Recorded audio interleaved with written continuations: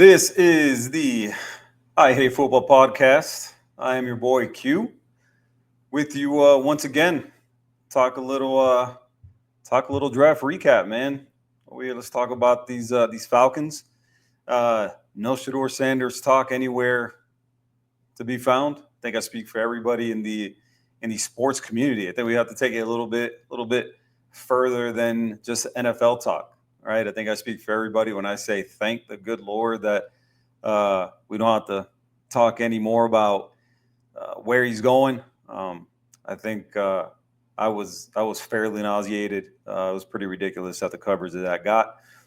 Pretty ridiculous at the lack of coverage that a lot of other things got. But no more of that. We're moving on. Moving on. That's the Browns' problems now. But tonight, getting into a little Falcons talk, man, and recapping this 2025 draft, and a draft that I think I speak for all of Atlanta when I say Terry Fontenot kind of needed to nail this one.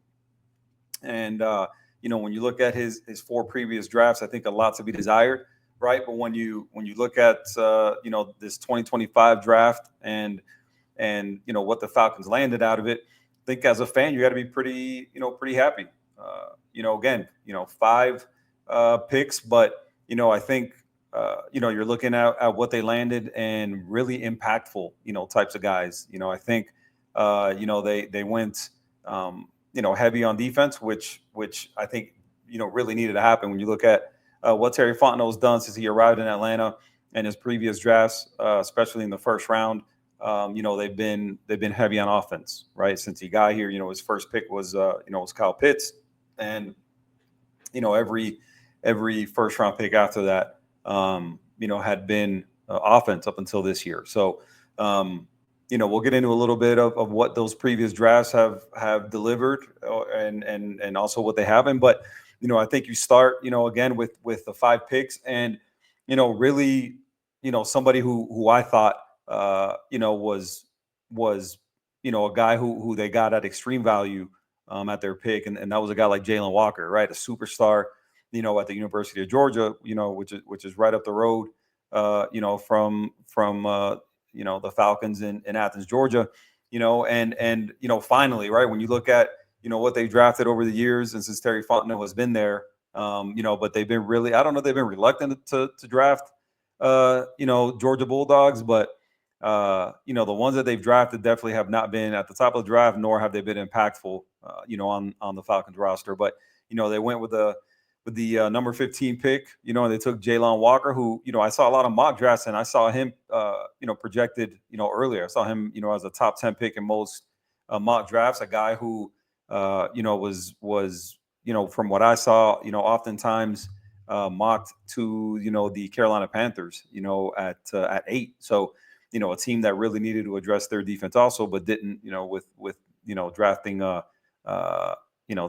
Teteroa McMillan was a receiver from Arizona. So I'm sure the Falcons saw that pick and were pretty happy.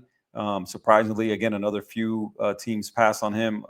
Teams like probably could have used them, right? The Saints come to mind. The 49ers kind of come to mind. A guy who 6.5 sacks, 11 tackles for loss, a guy who had about 65 tackles or so. A guy who not only racks up the tackles, but a guy who can get in the backfield and wreak some havoc, and get after the quarterback. So given what the Falcons have done or haven't done on defense here in 2024, I think that was an important pick. There was only one team that sacked the quarterback less than the Falcons. That was the New England Patriots, right? So a really important pick on several fronts when you're looking at the makeup of this roster, and what the Falcons want to do moving forward in 2025 and be a complement to this offense. I think the draft pick of Jalen Walker, I think was a big one.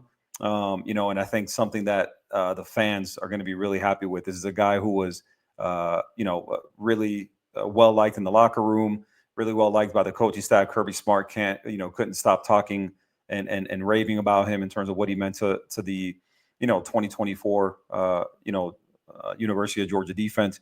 A defense that really carried that team. The offense this year really was not that great.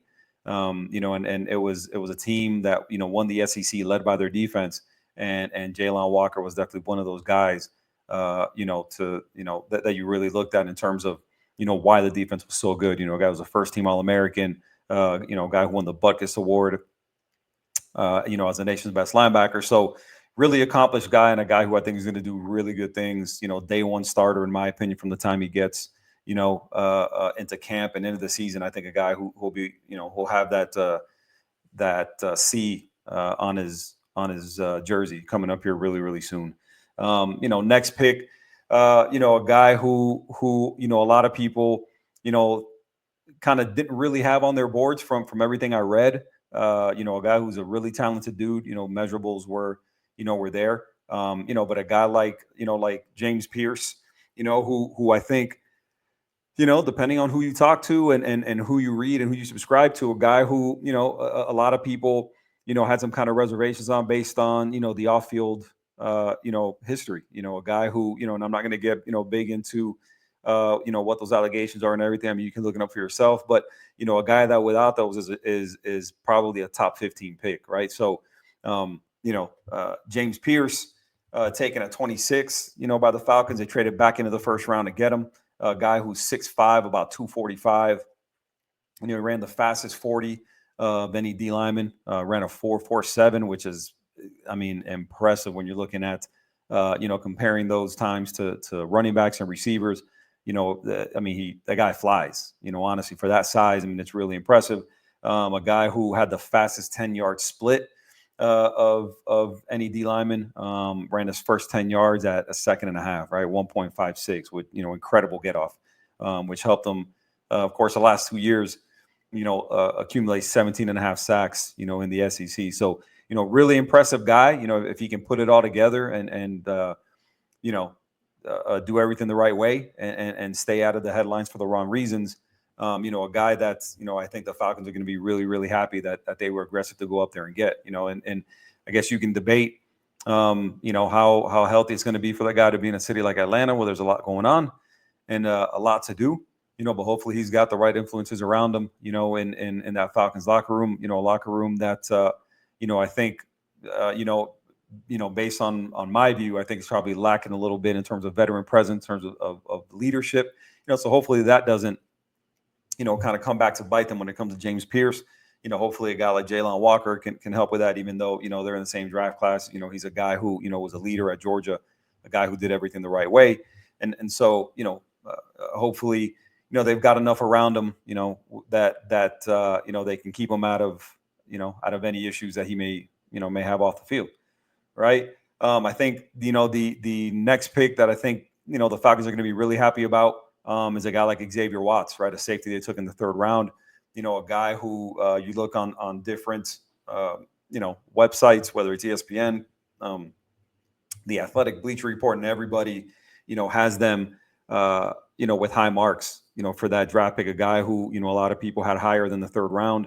And so when you look at what he did at Notre Dame, a guy who, won the Nagurski Award in 2023, right? Not even the year he came out, but the year before he came out was a Nagurski Award winner for defensive player, for best defensive player in the country, right? So really impressive there. Came back to school after that, and in the last 2 years, 13 picks, right? Super impressive, for a Notre Dame, defensive backfield who had a lot of studs in it. He was the alpha in that backfield and in that DB room. A guy who, again, a lot of people were surprised to see sitting there, and a guy who, the Falcons had to move up actually and get, because the people ahead of them, from what I read, there was intel out there that the two teams ahead of them, who I have to look at and see who they were. I believe one of them was the Raiders, if I'm not mistaken. Were very interested in, and again, per their intel, we're probably going to draft. So, a guy that, again, tremendous value in the third round, and a guy who they're really excited about. I can see him coming in now with the departure of a guy like Justin Simmons, who was in my opinion, a good pickup last offseason, right? To pair next to Jesse Bates, a guy who I think comes in day one and is a starter, right? This guy's a veteran. This guy's been, he's an award winner, played for the national runner-ups last year, so brings good experience, a guy who was a leader, right? And so I think when you look at the picks that the Falcons have made, what they're lacking a little bit, in the veteran leadership, on the team, especially on the defense, I think they're kind of making up for with some of the picks that they're making, or that they made, I should say, in the 2025 draft. Again, another guy who, I read on Field Yates's top, his favorite 100 picks. Xavier Watts was there.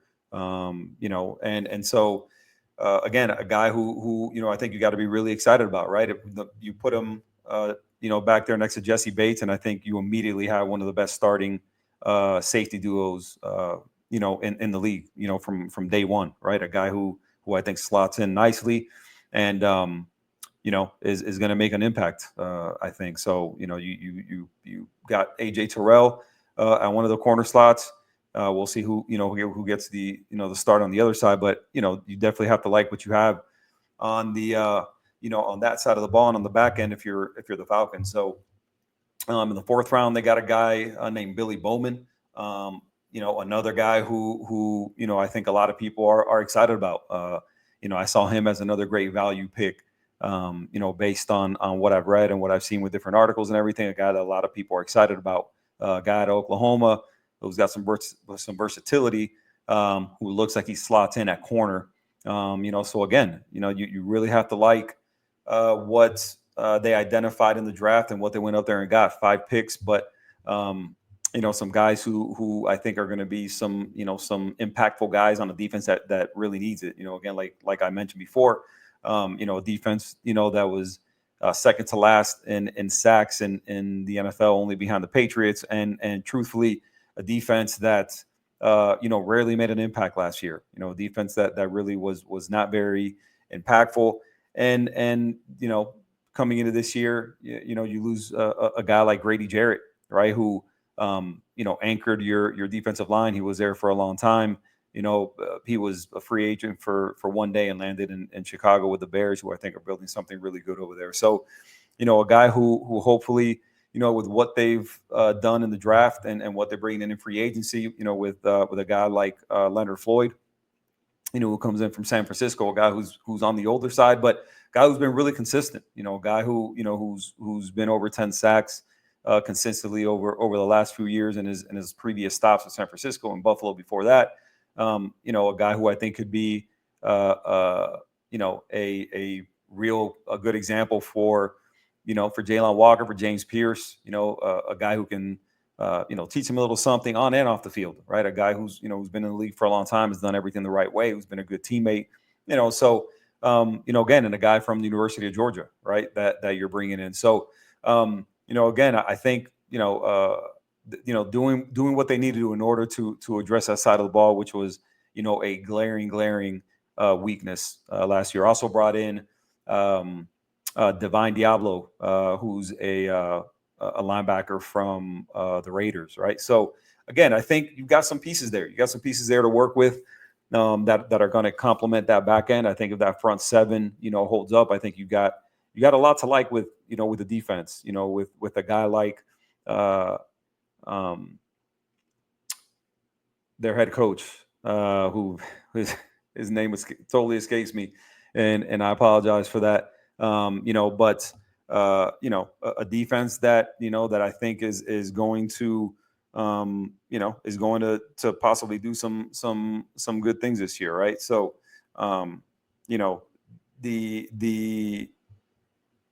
the recent history here, and Raheem Morris is I'm sorry, the head football coach for the Falcons, totally just had a brain fart right there with his name. But you got to like what they did in the draft, and this was a long time coming, right? Because if we're talking about the good with the Falcons, and specifically Terry Fontenot, since his time with the Falcons, we talked about the good, but now we have to kind of address the not so good, and again, like I talked about, five picks and what seems to be 5 impact picks, but still only 5 picks, right?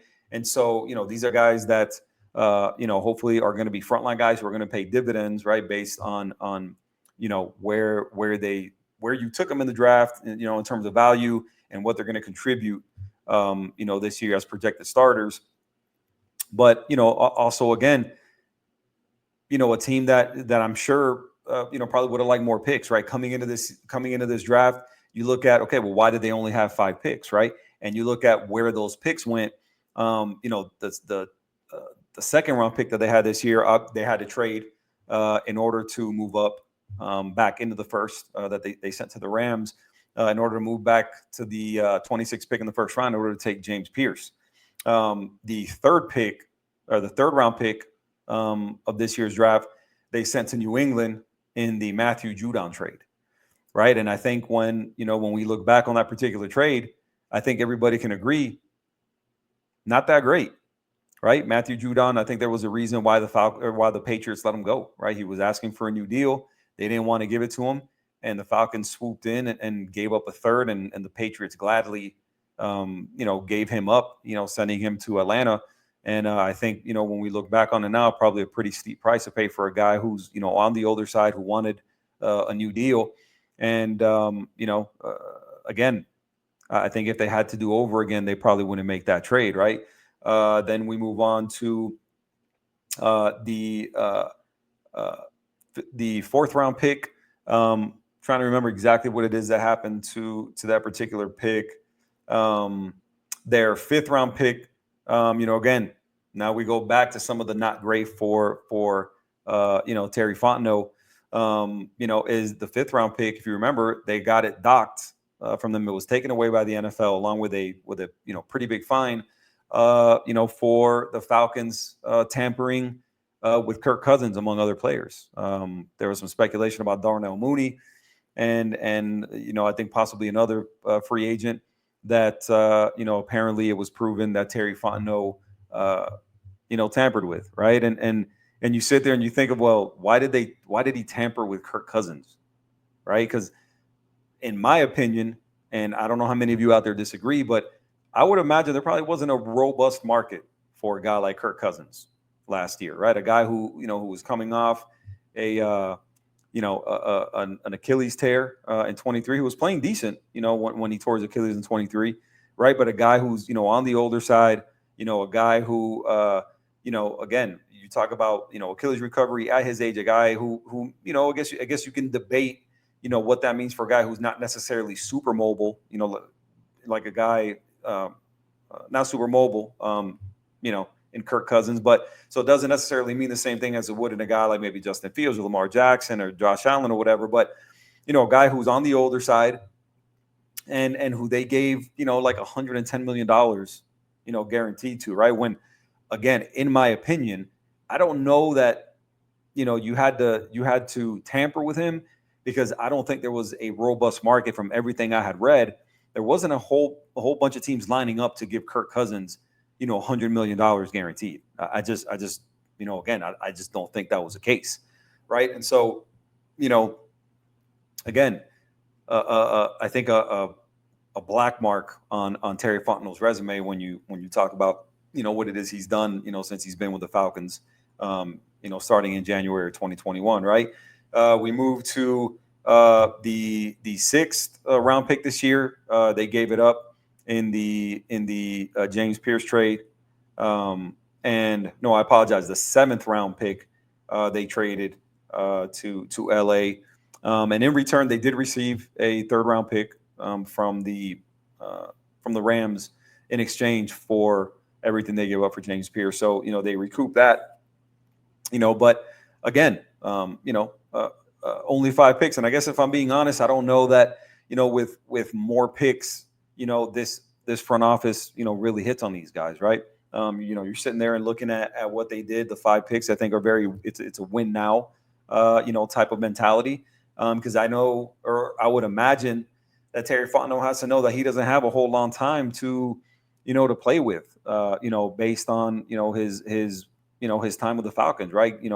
Coming in 2021, you look at, what he's done with the first round picks, and to be honest with you, it's been underwhelming, right? You're looking at, in 2021, you take a guy like Kyle Pitts, right? And I think, if I'm being honest, there's a reason why tight ends don't go in the top five, right? You look at a history, of those guys, and it's just not something that people tend to do, right? Because it's just not what people consider a premium position. He had you take him in the first round at 4. And I have, just for context, right? Say, well, you don't like him, or well, I mean, he's a guy who had the measurables, right? And a guy who had a great year at Florida when he came out, that definitely elevated him, up people's boards. But when you talk about where he was taken in the 2021 draft, right? He was taken right behind the 3 quarterbacks, right? When you talk about Trevor Lawrence taken at 1, Zach Wilson at 2, Trey Lance at 3, right? And then you come in as the Falcons, Terry Fontenot, your first draft, and you take a guy like Kyle Pitts, right? And again, those premium positions that we talk about, right? That your highest paid guys, right?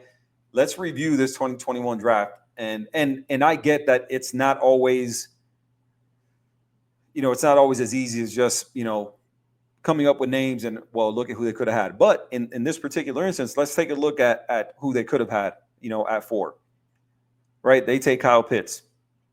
Guess who goes right behind him at pick number 5 to the Bengals, to the Cincinnati Bengals? Jamar Chase, who in my opinion is the best receiver in the NFL, right? 6, you get Jalen Waddle, who, is a good player. Guess who goes at 7? The best right tackle in football currently right now, Penei Sewell, to the Detroit Lions at pick number 7.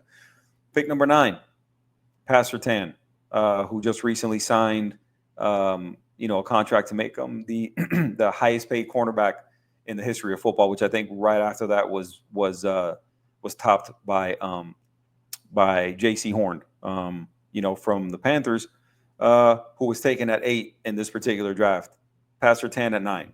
Okay, so you have Jamar Chase, best receiver in the NFL. Penei Sewell, best right tackle in the NFL. J.C. Horn, one of the best young corners in the NFL. Pastor Tan won Defensive Player of the Year last year at corner, right? Michael Parsons went at 12.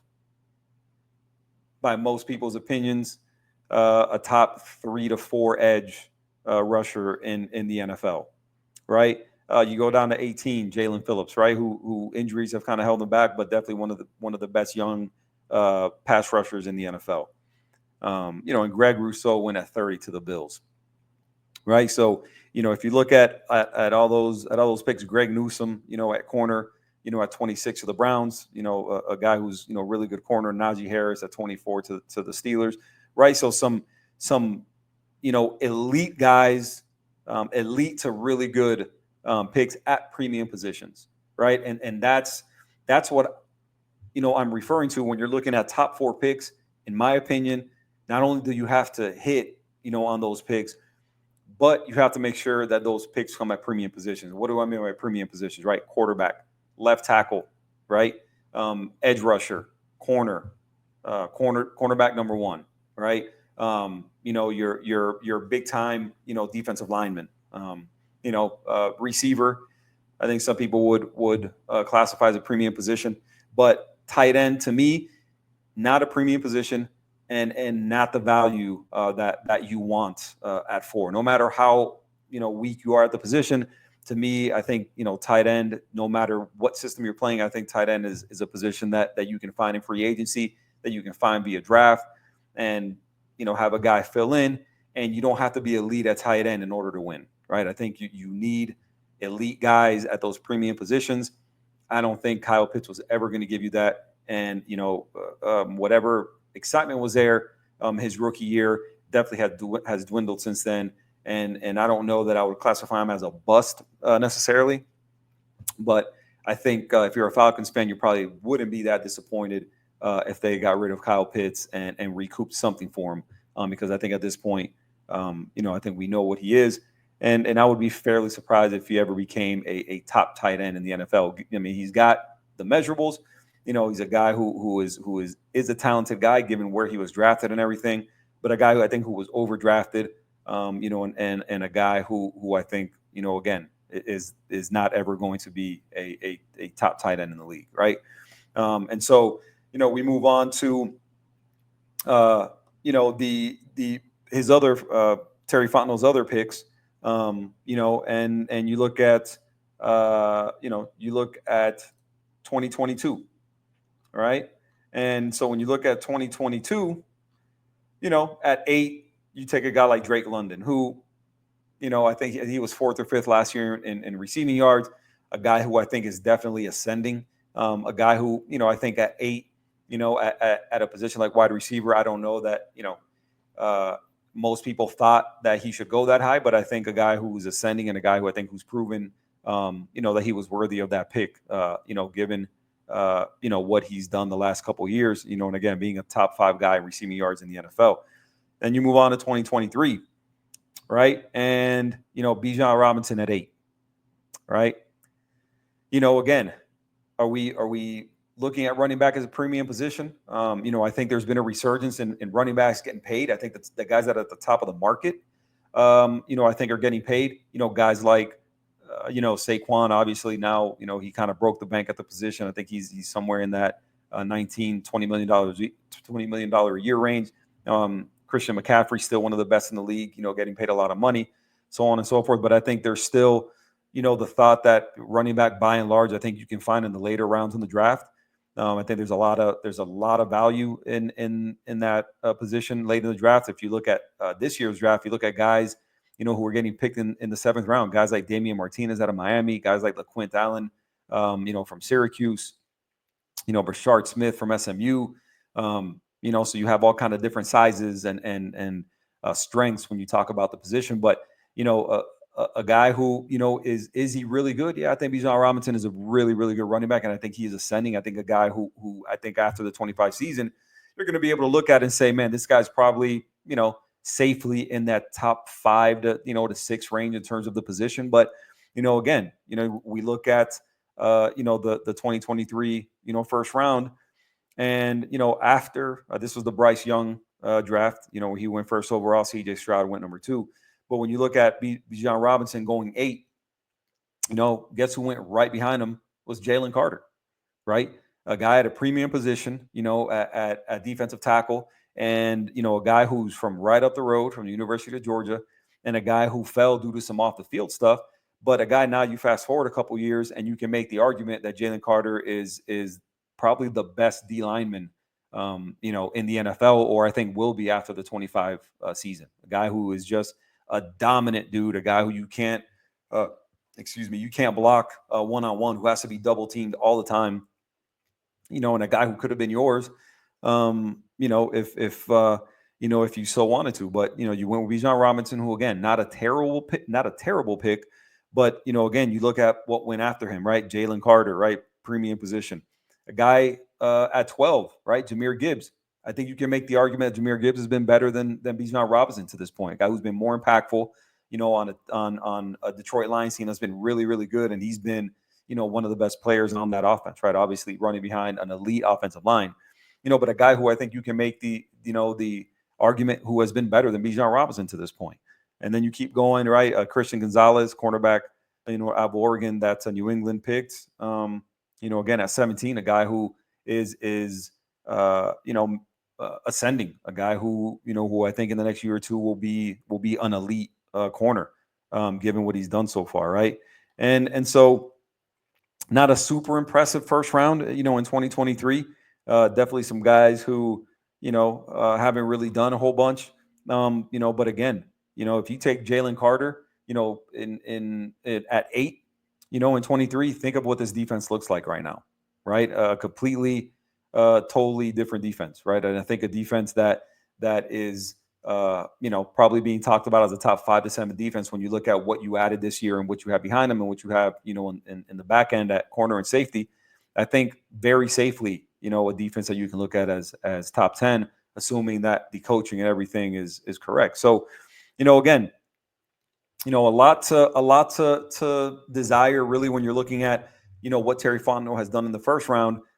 Again, hasn't taken, premium positions in the first round. So what that does is now you're looking at filling those premium positions, how? Through free agency, right? And that just hasn't happened, right? When we're looking at, what he's done in, in the free agent market, not super impressive. Your best players are guys who were there under the previous regime.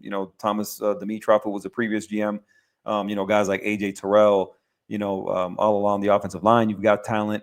But by and large, there's been some swings and misses, on that side of the ball, right? And so again, not drafting premium positions in the draft causes you to have to go into the free agent market to address those positions, which we all know is an expensive way to address those needs, and so that's what ends up happening, right? You kind of you miss in the draft at those positions, you go into free agency having to really address them, really in any way, shape, or form. I think you've got a guy like Jesse Bates, who you brought in last year, who I think, worked out well. You brought in Justin Simmons, who's now, back to being a free agent, but a guy who, wasn't a bad pick. I think the consensus when he signed with the Falcons is they did well, bringing him in, a guy who would have been a multiple-time Pro Bowler with the Broncos, and so you had a nice little pairing back there with Jesse Bates and Justin Simmons. Justin Simmons, now is a free agent, and obviously, can't imagine that, as a guy who they'd bring back, given, the presence of Xavier Watts back there. I think when you're looking around at now, with the draft, the undrafted free agent market, who I think they made some decent moves for, but again, undrafted free agents typically not guys, who are going to come in and make a huge impact. Typically some guys who are depth pieces, and also. Looking at what remains in free agency, I think there's still some pretty big names out there, guys who I think are going to be able to be had on the cheap based on the fact that they're, still out there and still available. So, we'll see what the OTAs bring. Based on what I'm seeing here, they're starting OTAs, May 27th, and that goes through May 30th. I think, in my opinion, I'm looking at a guy like Terry Fontenot, and I think, his job is probably, I think everybody's kind of celebrating, the results of the draft this year, and I think for good reason. But I don't think that kind of that outshines or that makes people forget about the previous 4 drafts. Right, this is draft number 5 for him. And I think as the offseason kind of wanes and the regular season comes around, I think we're gonna really take a look at Terry Fontenot's job, and the elephant in the room being the Kirk Cousins deal, right? I don't, going back to him tampering with Kirk Cousins and then giving him all that money.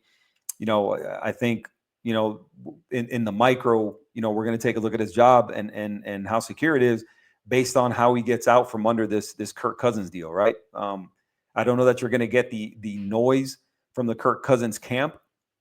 Given what kind of player he's been, right? A guy who, was drafted in the same year with the Redskins, right? They were the Redskins then, they're now the Commanders, but same year, he came in with Robert Griffin III, right? A guy who waited his turn and ended up becoming the starter, always the good soldier, always a good teammate, never made waves, and everything like that. So I think that's probably going to continue with the Falcons, a guy who I'm sure at this point would like to be traded. But a guy who, I think is what reason is there for him to make noise, right? A guy who I think has signed his last, big contract, unless there's another, sucker that comes in and gives them, a big deal. But, a guy who knows he signed his last big deal, a guy who's made a lot of money in the NFL, but a guy who I don't think is necessarily clamoring, to get out of Atlanta, right? A guy who's due, I believe it's $27 million this year. And, a guy who, the Falcons are asking, for some money to be covered on his deal if they're going to acquire him. So, again, I think, getting rid of him and having another team take on some of that guaranteed money is I think something that, that would do him well. I don't understand why they would give Kirk Cousins a no trade clause. I think that's completely asinine to me. But they did, and so Kirk Cousins, holds all the power, at this point. So you're not going to cut him. And hopefully somebody steps up. If you're the Falcons, hopefully somebody steps up, maybe Pittsburgh, if they don't get something lined up with Aaron Rodgers.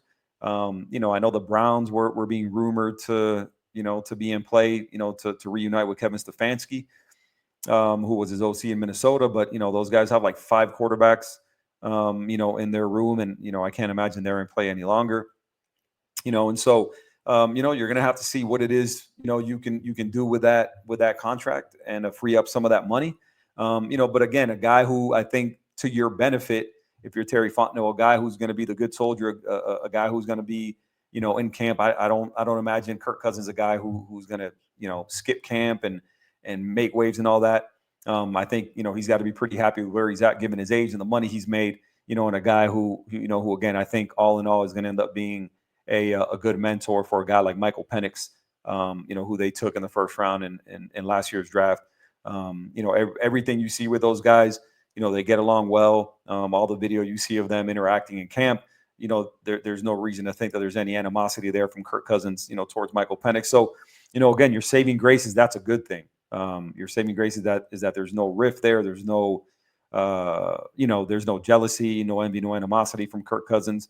So again, you have that going for you, but you definitely be better served to get rid of Kirk Cousins, if you're able to.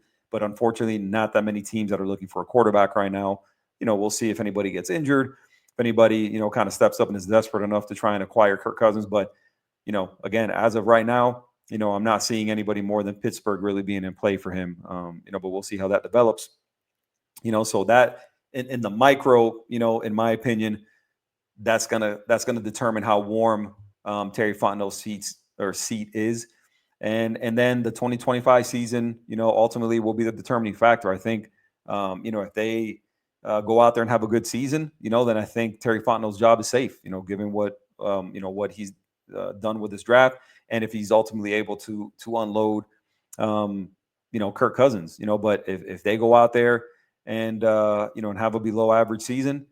And there's nothing saying they won't, right? When you're looking at that staff and a guy like Raheem Morris, I don't think, again, that wasn't who I wanted, honestly, as head coach of the Falcons, and a guy who I think hasn't really proven anything as a head coach yet. So I don't think there's any guarantees in Atlanta right now. I think you have a talented roster, on the offensive side of the ball. I think you have some potential on the defensive side of the ball. But I think it's a team that has to go out and prove it, in a division that I don't think necessarily is the toughest division, right? I think the Saints are a dumpster fire, and Mickey Loomis is kind of, the guy, adding the fuel to that fire. So, I don't think there's anything to worry about the Falcons, or I'm sorry, about the Saints this year. And I think the Panthers are still, not a team that you really have to worry about a whole bunch. I think they've got some pieces, but I don't necessarily think they're going to be a team that should be better than the Falcons into this year. I think the class of the division is the Bucks. I think they got better in the offseason. They had a really good draft, added some really nice pieces. So, we'll see how that goes, and if they can make some noise and make the playoffs in 2025. But it'll be really interesting to me to see how this year goes, and what it looks like for Terry Fontenot if in the event the Falcons aren't good. What that does for the temperature of his seat. And and again, what happens with Kirk Cousins? So, again, we'll see. But that's the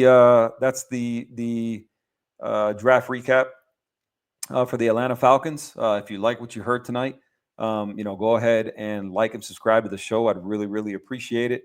On YouTube, you can go and find me at I Hate Football Podcast. You can find me on X/Twitter at Hate Football Pod. You can find me on Instagram at I Hate Football Podcast as well. So, guys, appreciate you tuning in. Means a lot. And until next time, talk to you soon.